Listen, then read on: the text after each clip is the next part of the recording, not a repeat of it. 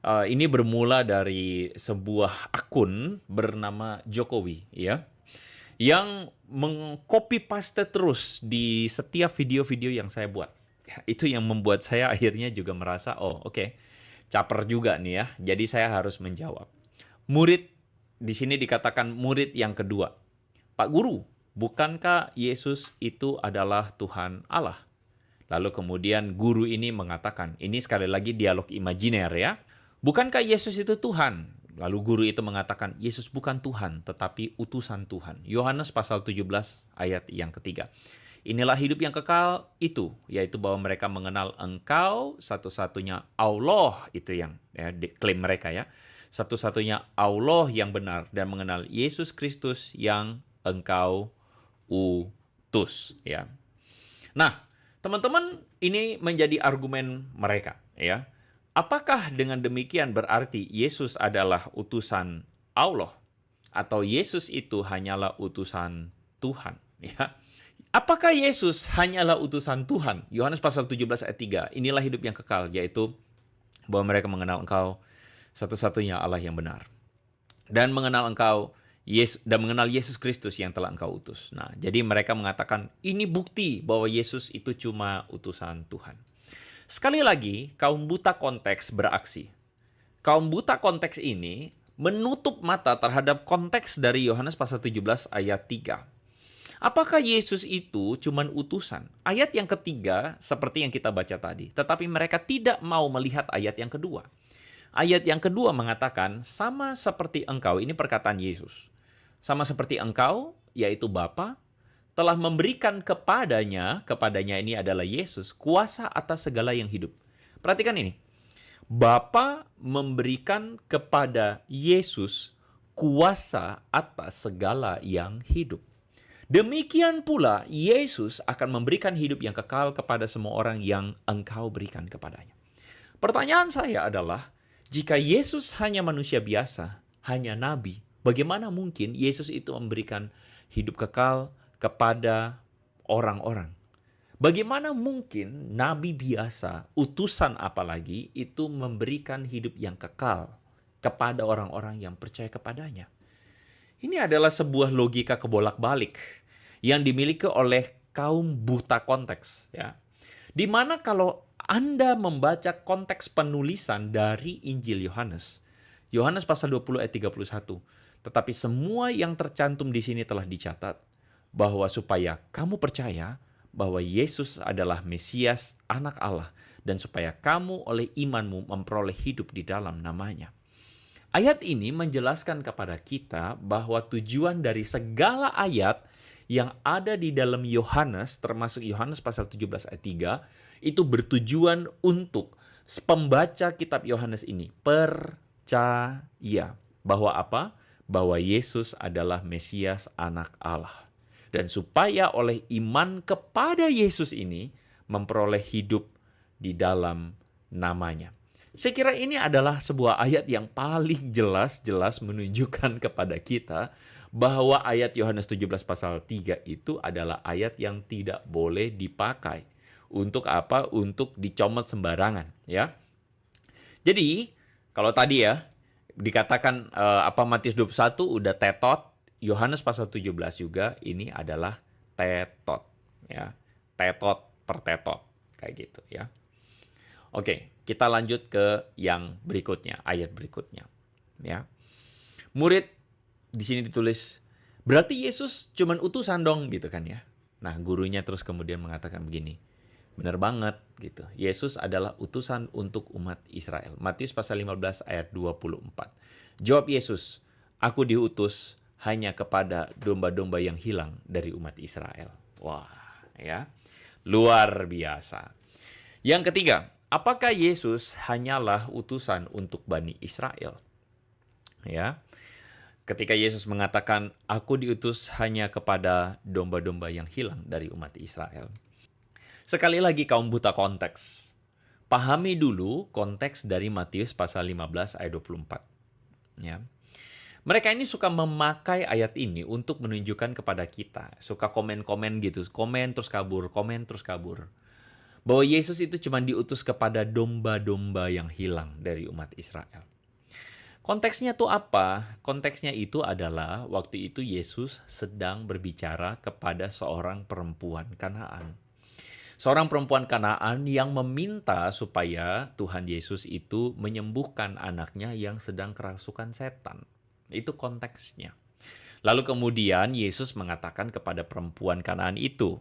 Yesus bilang apa? Yesus bilang bahwa aku diutus kepada domba-domba yang hilang dari umat Israel. Itu konteksnya, ya. Nah, ayat ini dipakai sama mereka mengatakan bahwa itu menunjukkan bahwa Yesus cuma utusan buat umat Israel karena mereka percaya bahwa setiap nabi itu punya umatnya. Jadi Nabi Muhammad dalam klaim mereka adalah nabi terakhir, ya, nabi penyempurna, nabi untuk seluruh umat manusia yang katanya menyebarkan agama yang rahmatan lil alamin, ya. Rahmatan lil alamin, tapi dalam prakteknya suka segel gereja, ya. Oke, kita lihat kembali ke ayat ini, ya. Jawab Yesus, aku diutus hanya untuk domba-domba yang hilang dari umat Israel.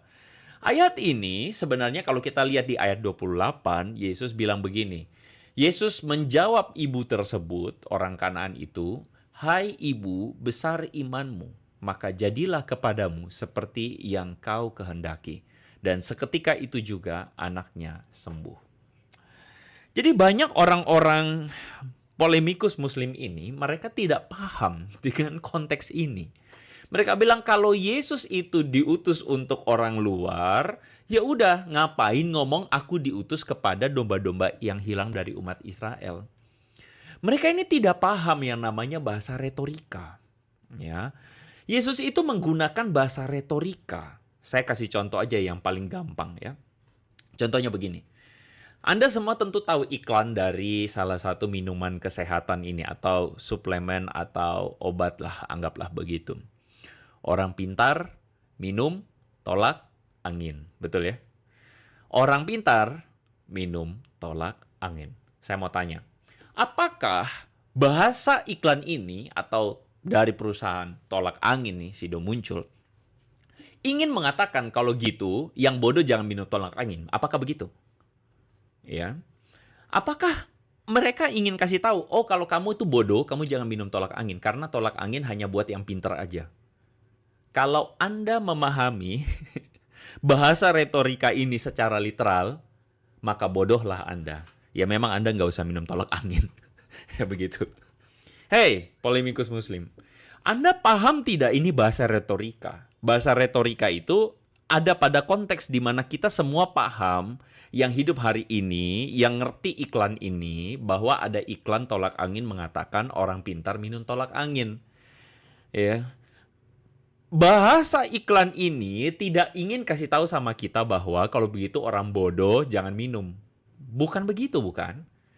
Sebenarnya dia cuma mau kasih tahu ini karena bahasa ini adalah bahasa retorika. Maksudnya bahasa ini mau kasih tahu sama kita bahwa kalau kamu minum tolak angin berarti kamu pinter gitu.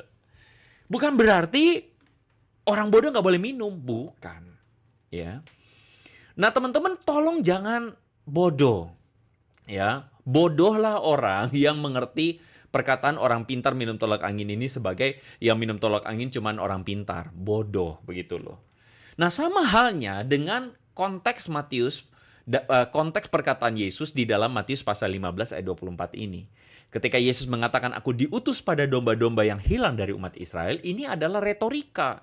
Retorika kepada kepada perempuan Kanaan tersebut bahwa apa? Bahwa Yesus itu sedang ingin menguji imannya dia. Ya. Buktinya di ayat 28, Yesus mengatakan dan memuji iman dari ibu ini.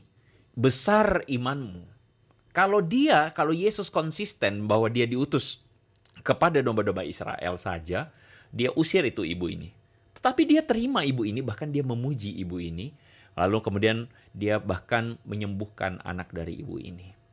Jadi please jangan minum baygon. Jangan minum kencing onta ya. Please ya. Jadi gini loh, baca juga konteks, kaum buta konteks, baca juga konteks di dalam Matius pasal 28 ayat 18 ayat 19. Di situ Yesus mengatakan kepada para muridnya, Yesus mendekati mereka lalu berkata, "Kepadaku telah diberikan segala kuasa di sorga dan di bumi." Hei, nabi siapa yang mengatakan diberikan kuasa di sorga dan di bumi? Itu menghujat Tuhan. Perkataan itu menghujat Tuhan. Kayak begitu. Yesus kemudian melanjutkan di ayat 19, "Karena itu pergilah dan jadikanlah semua bangsa muridku." Ini pun arti perkataan Yesus adalah beritakanlah Injil kepada seluruh dunia. Itu maksudnya, ya. Jadi, tolong ya, alur logikanya itu jangan sepotong-potong. Kaum buta konteks, ya. Logikanya begini nih. Karena Yesus memuji perempuan Kanaan itu, memuji iman dari perempuan Kanaan itu. Dan Yesus menyembuhkan anak perempuan Kanaan itu.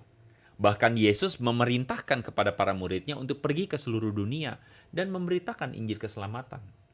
Ini membuktikan bahwa Yesus itu bukan hanya untuk kaum Israel, tetapi Yesus itu untuk seluruh dunia. Yesus itu untuk seluruh umat manusia.